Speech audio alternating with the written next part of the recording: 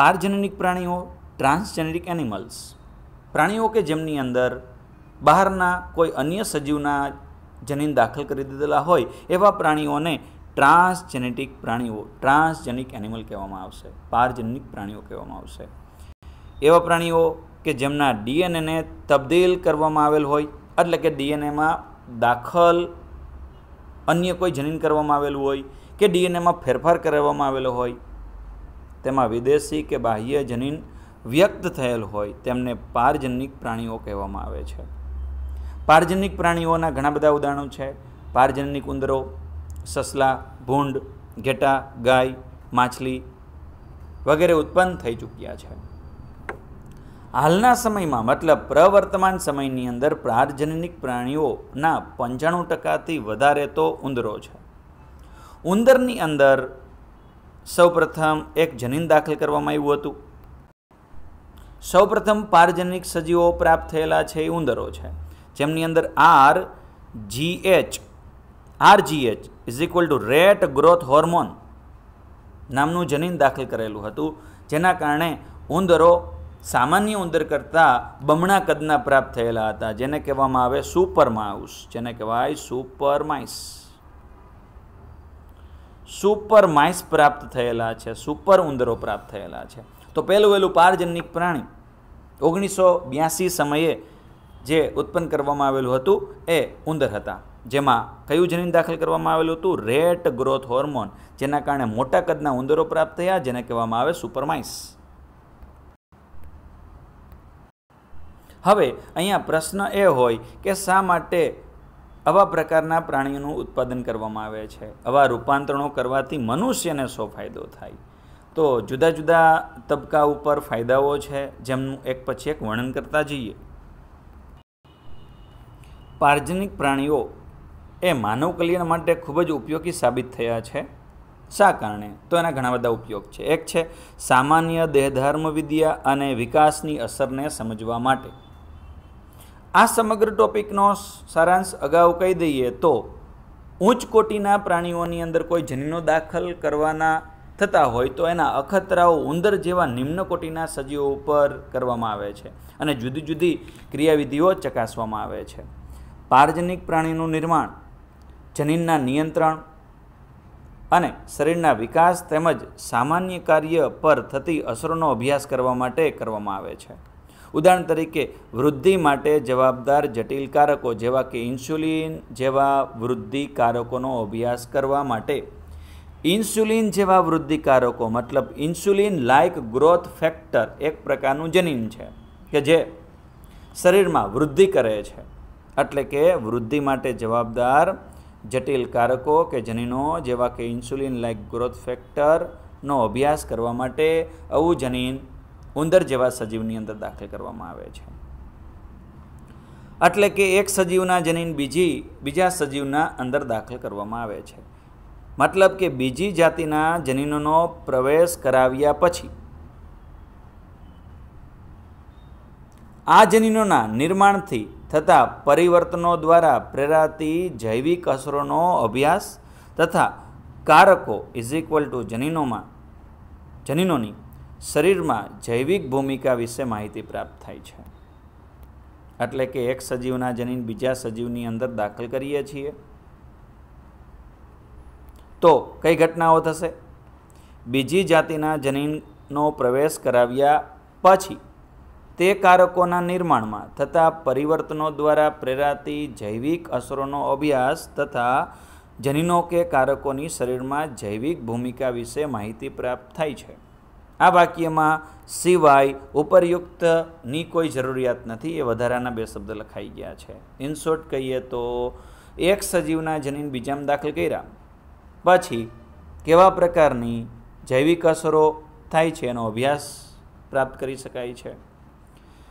जनीननी शरीरमां जैविक भूमिका विषे पण माहिती प्राप्त करी शकाय छे, जेम के इन्सुलिन लाइक ग्रोथ फैक्टर दाखल करावता सजीवमां वधु वृद्धि थाय छे।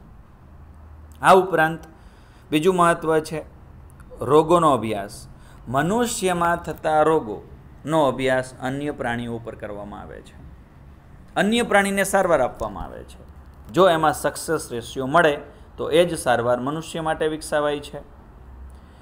માનવ રોગો માટે એક મોડેલ તરીકે પારજનનિક પ્રાણીનો પ્રયોગ શક્ય બન્યો છે.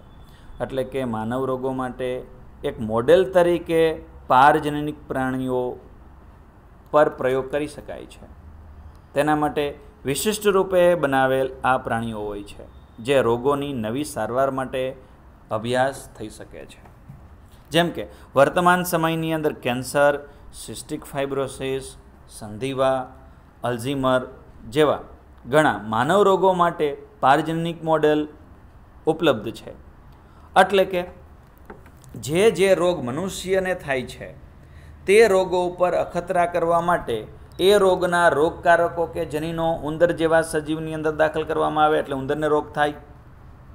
હવે ઉંદરને મેડિસિન આપવાની, જો ઉંદરમાં રોગ દૂર થાય તો આ જ અખતરા વાંદરા, ચિમ્પાન્જી, ગોરીલા ઉપર કરવામાં આવે અને એમાં સક્સેસ રેશિયો મળે તો એ દવાનો સીધી અસર અને ઉપયોગ મનુષ્ય માટે કરાય. કેન્સર, સિસ્ટિક ફાઇબ્રોસિસ, સંધિવા અને અલ્ઝીમર જેવા રોગો સામે નવી નવી દવાઓ વિકસાવાય છે. તો જે પ્રાણીઓ બનાવેલા છે એને કહેવામાં આવે પારજનનિક મોડેલો, જે દરેક રોગ માટેના નિશ્ચિત છે. હવે છે જૈવિક નિપજો. કેટલાક માનવ રોગોની સારવાર માટે દવાઓની આવશ્યકતા હોય છે જે જૈવિક નિપજોની બનેલી હોય છે, એટલે કે સજીવોમાંથી ઉત્પન્ન થયેલી હોય છે. આવી નિપજો બનાવવી ખૂબ જ ખર્ચાળ છે. પારજનનિક પ્રાણીઓ થકી આવી જૈવિક નિપજોનું સરળતાથી નિર્માણ કરી શકાય છે અને ઓછું ખર્ચાળ પણ સાબિત થાય છે.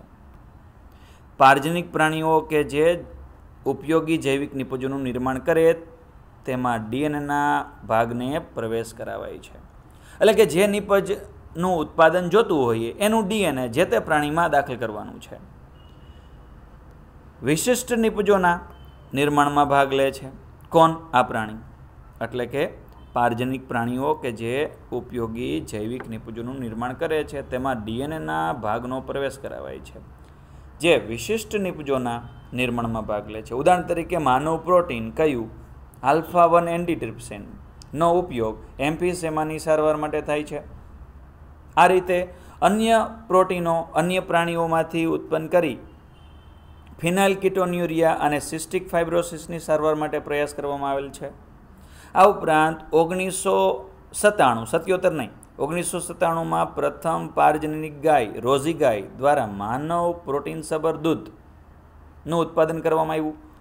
એટલે કે મનુષ્યમાં જે પ્રોટીનની જરૂરિયાત છે એવું પ્રોટીન કયું? આલ્ફા લેક્ટાલ્બ્યુમિન. કેટલું ઉત્પન્ન થયું? 1 લીટરમાં 2.4 ગ્રામ.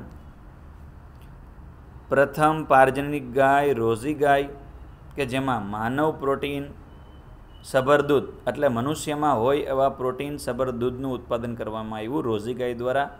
કેટલું પ્રોટીન ઉત્પન્ન કરવામાં આવ્યું? 1 લીટરમાં 2.4 ગ્રામ મળે એટલું.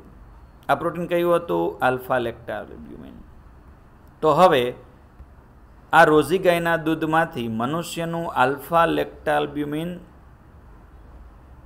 બને છે અથવા ધરાવે છે.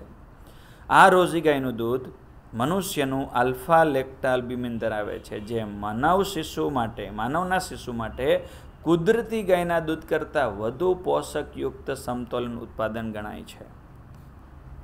તો આ રીતે જૈવિક નિપજોનું ઉત્પાદન કરેલું છે. આલ્ફા-1 એન્ટીટ્રેપ્સિન એમ્ફીસેમાની સારવાર માટે, ફિનાઇલકીટોન્યુરિયા અને સિસ્ટિક ફાઇબ્રોસિસની સારવાર માટે પ્રોટીનનું ઉત્પાદન કરાવેલું છે. અને મનુષ્યમાં હોય તેમજ મનુષ્યના દૂધની અંદર હોય એવું આલ્ફા લેક્ટાલ્બ્યુમિન રોઝી ગાયમાંથી ઉત્પન્ન કરેલું છે. તો જૈવિક નિપજોનું ઉત્પાદન બાયોટેકનોલોજી થકી હાલ કરવામાં આવે છે. ચોથી બાબત છે પારજનિક પ્રાણીઓના મહત્વ વિશે રસીની સુરક્ષા. વેક્સિન બનાવેલી હોય તો એ કેટલી સેફ છે મનુષ્યના વપરાશ માટે, એના અખતરા તો આપણે અન્ય પ્રાણીઓ પર કરીશું. મનુષ્ય પર ઉપયોગ કરતાં પહેલાં રસીની સુરક્ષા માટેના પરીક્ષણ કરવા માટે પારજનિક ઉંદરોનું નિર્માણ કરવામાં આવ્યું છે. શરૂઆતમાં પારજનનિક ઉંદરોનો ઉપયોગ પોલિયો રસીની સુરક્ષાના પરીક્ષણ માટે કરવામાં આવ્યો હતો. એટલે કે પહેલું જો કોઈ રસીનું પરીક્ષણ ઉંદરો ઉપર કર્યું તો એ પોલિયો રસી હતી. જો આવા ઉપરયુક્ત પ્રયોગોમાં સફળ અને વિશ્વસનીય હશે તો રસીની સુરક્ષાની તપાસ માટે વાનરના સ્થાને પારજનનિક ઉંદરોનો ઉપયોગ થઈ શકશે. એટલે કે અત્યાર સુધી જે કંઈ રસીની તપાસ કરવામાં આવતી હતી એ વાનર ઉપર કરવામાં આવતી હતી. હવે એ જ ઘટનાને સૌપ્રથમ ઉંદર ઉપર કરાય છે. એમાં સક્સેસ રેશિયો મળે, એમાં સફળતા મળે તો પછી ઉંદર, ચિમ્પાન્જી, ગોરિલા ઉપર અખતરાઓ થાય છે અને પછી મનુષ્યને આપવામાં આવે છે. આમાં બધામાંથી ફાયદો મનુષ્યને છે, અખતરાઓ અન્ય પ્રાણી ઉપરથી થાય છે. જો કોઈ ખરાબ રીતે રસી કે દવા બની ગઈ તો અન્ય પ્રાણીઓને ઘણું બધું ભોગવવું પડશે. આ એક નૈતિક પ્રશ્ન થયો, આવું કરવું કે નહીં. રાસાયણિક સુરક્ષા પરીક્ષણ, જેને અન્ય નામે રાસાયણિક સુરક્ષા પરીક્ષણને વિષારીતા પરીક્ષણ તરીકે પણ ઓળખાય છે, કે જેમની અંદર દવાઓની વિષારીતાનું પરીક્ષણ કરવામાં આવે છે. જે કોઈ મેડિસિન બનાવી હોય એ શરીર માટે કેટલી વિષારી છે કે નથી તે પુરવાર કરવા માટે પારજનનિક પ્રાણીઓ બનાવેલા છે. પારજનનિક પ્રાણીઓમાં જોવા મળતા કેટલાક જનીનો આવી વિષારી પદાર્થો પ્રત્યે અતિ સંવેદનશીલ હોય છે. મતલબ પારજનનિક પ્રાણીઓમાં જોવા મળતા કેટલાક જનીનો આવા વિષારી પદાર્થો પ્રત્યે અતિ સંવેદનશીલ બનાવવામાં આવે છે. એટલે પારજનનિક પ્રાણીઓ વિષારી દ્રવ્ય સામે અતિ સંવેદનશીલ છે, જ્યારે બિન પારજનનિક પ્રાણીઓમાં આવું હોતું નથી. મતલબ કે પારજનનિક પ્રાણીઓમાં વિશિષ્ટ જનીનો હોવાના કારણે એ વિષારીતા પ્રત્યે અતિ સંવેદનશીલ છે અને ચોક્કસ પ્રકારના પ્રતિચાર આપે છે. તો અગાઉથી જ આપણને દવામાં વિષારીતાની લાક્ષણિકતા છે એનું જ્ઞાન થઈ જાય છે. પારજનનિક પ્રાણીઓને વિષારી પદાર્થોના સંપર્કમાં લાવ્યા બાદ ઉત્પન્ન થતી અસરોનો અભ્યાસ કરવામાં આવે છે. આવા પ્રાણીઓમાં વિષારીતાના પરીક્ષણ દ્વારા ટૂંક સમયમાં જ પરિણામ પ્રાપ્ત થાય છે. એટલે કે જો પારજનનિક પ્રાણીઓ ન બનાવ્યા હોય અને કોઈ દવાની અંદર વિષારીતાની લાક્ષણિકતા હોય તો વ્યક્તિને કે પ્રાણીને લાંબા ગાળે કંઈક રોગ થાય પછી ખબર પડે છે. એટલે કે લાંબા ગાળાની અસરો, દીર્ઘકાલીન અસરો બાદ રોગ થાય ત્યારે માલુમ પડે છે. પરંતુ પારજનનિક પ્રાણીઓના સંપર્કમાં એવા વિષારી દ્રવ્ય આવતા એની પાસે રહેલા જનીનો દ્વારા તે અતિ સંવેદનશીલ થઈ કંઈક પ્રતિચાર આપે છે. એટલે વિષારીતાનો અભ્યાસ કરી શકાય છે અને ટૂંક સમયમાં પરિણામ વિષારીતાનું પ્રાપ્ત થાય છે. જ્યારે બિન પારજનનિક પ્રાણીઓ કે મનુષ્યોના સંપર્કમાં કોઈ વિષારે આવે તો એની ટૂંકા ગાળાની કોઈ અસર હોતી નથી, પરંતુ એની દીર્ઘકાલીન અસર હોય છે જે કંઈક રોગમાં પરિણામે છે. હવે વાત કરીએ કેટલીક આઉટ ઓફ ટેક્સ્ટબુકની બાબતની. રિકોમ્બિનન્ટ પ્રોટીન બનાવાયા છે પુનઃસંયોજિત ડીએનએ ટેકનોલોજીથી, જેનો ચિકિત્સકીય ઉપયોગ કરવામાં આવે છે. એક પછી એક રિકોમ્બિનન્ટ પ્રોટીનને ચકાસીએ. ઇન્સ્યુલિન જાણીએ છીએ ડાયાબિટીસની સારવારમાં. ફેક્ટર 8 એટલે કે હૃદય ગંઠાવતો કારક નંબર 8 હિમોફિલિયા એની સારવાર માટે. ફેક્ટર 9 કારક નંબર 9 હિમોફિલિયા બીની સારવાર માટે. ઇન્ટરફેરોન્સ કેન્સર, એડ્સ, વાયરસજન્ય રોગોમાં સારવાર સામે. OKT3 જે એક મોનોક્લોનલ નામની એન્ટીબોડી છે જે મૂત્રપિંડના પ્રત્યારોપણ સમયે અપાતી દવા છે. DNase-1 સિસ્ટિક ફાઇબ્રોસિસમાં વપરાય છે. બોવાઇન વૃદ્ધિપ્રેરક અંતઃસ્ત્રાવ દૂધ ઉત્પાદન માટે. હિપેટાઇટિસ બી સપાટી એન્ટીજન, આ તો આપણે બનાવેલો છે ચેપ્ટર નંબર 8ની અંદર. ઈસ્ટમાંથી હિપેટાઇટિસ રોગના એન્ટીજેનિક પોલીપેપ્ટાઇડ મેળવાયા છે. એટલે હિપેટાઇટિસની રસી માટે હિપેટાઇટિસ બી સપાટી એન્ટીજન. એના બાદ છે ઇન્ટરલ્યુકેન્સ, વિવિધ પ્રકારના કેન્સરની સારવારમાં અપાતું રિકોમ્બિનન્ટ પ્રોટીન છે. એન્ટીથ્રોમ્બિન 3 જે હૃદય રોગ ધરાવતી વ્યક્તિમાં ક્લોટની ચકાસણી માટે વપરાતું રિકોમ્બિનન્ટ પ્રોટીન છે. તો આ રીતે ઘણા બધા રિકોમ્બિનન્ટ પ્રોટીન બનાવાયા છે. હવે બાયોટેકનોલોજી સાથે સંકળાઈ ગયેલા કેટલાક નૈતિક પ્રશ્ન એથિકલ ઇસ્યુઝ વિશે વાત કરવાની છે. કારણ કે બાયોટેકનોલોજી દ્વારા ફાયદો મનુષ્યને થાય છે, પરંતુ આપણે અખતરા પ્રયોગો અન્ય પ્રાણી અને વનસ્પતિઓ ઉપર કરીએ છીએ. એ કેટલા અંશે યોગ્ય છે તેના વિશે આપણે ચર્ચા કરીએ છીએ. તો આ નૈતિક પ્રશ્નની અંદર એક બાબત છે JEAC શું છે અને તેનું કાર્ય જણાવો. તો JEACનો મતલબ જેનેટિકલી એન્જિનિયર્ડ એપ્રૂવ કમિટી, એક પ્રકારનું સંગઠન છે જે બાયોટેકનોલોજીથી ઉત્પન્ન થયેલા વનસ્પતિ પ્રાણીઓને એપ્રૂવ પરવાનગી આપવી કે નહીં તે નક્કી કરે છે. હાલ બધી માનવીય પ્રવૃત્તિઓ કે જે સજીવો માટે મદદરૂપ અથવા નુકસાનકારક હોય તેના નીતિ નિયમોના મૂલ્યાંકન માટે કેટલાક નૈતિક માપદંડોની આવશ્યકતા છે.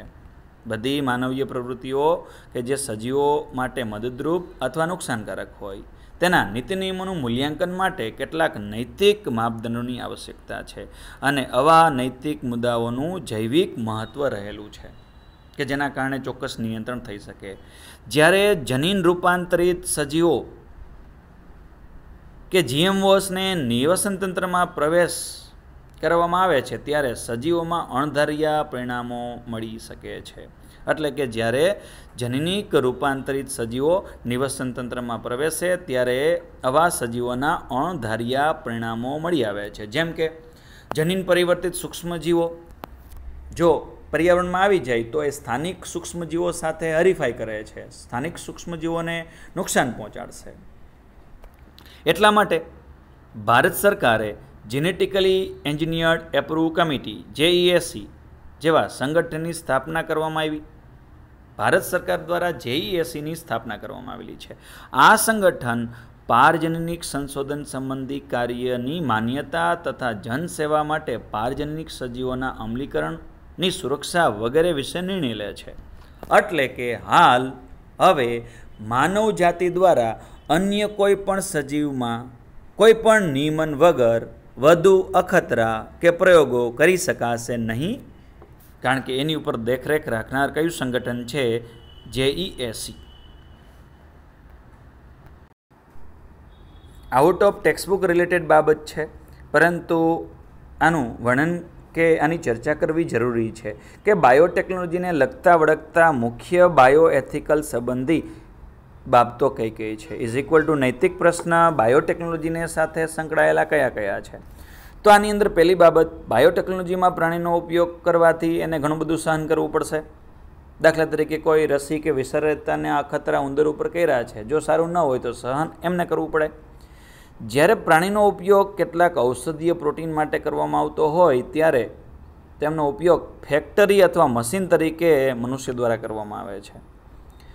એક જાતિમાંથી અન્ય જાતિમાં પારજનીનની ફેરબદલી એ જાતિની પ્રામાણિકતાનો ભંગ કરે છે.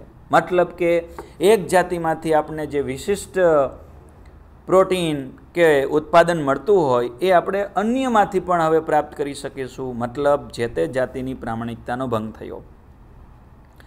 માનવ જનીનની પ્રાણીમાં ફેરબદલી કે એનાથી ઉલટું માનવ માટે તો મોટી દહેશત છે. બાયોટેકનોલોજી એ સજીવો માટે અમર્યાદા સમાન છે, એટલે કે અનલિમિટેડ બાયોટેકનોલોજીનો ઉપયોગ આપણે સજીવો માટે કરી શકીએ. પરંતુ એવું વિચારીએ કે આનો લાભ ખરેખર કોણ પ્રાપ્ત કરે છે? જેનો ઉપયોગ માત્ર મનુષ્યના લાભ માટે જ કરવામાં આવે છે.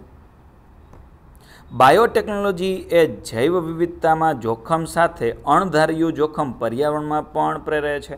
પર્યાવરણમાં પણ ઘણા બધા ફેરફારો કરે છે. આવું ન થાય તે સારું. ભારત સરકારે એક સંગઠનની સ્થાપના કરેલી છે અને એ કોણ છે? Genetically engineered approve committee. હવે પછીના લેક્ચરની અંદર 3 અતિ મહત્વના ટોપિકની ચર્ચા કરીશું. એમની અંદર એક છે જૈવ ઇજારો, મતલબ બાયો પેટન્ટ.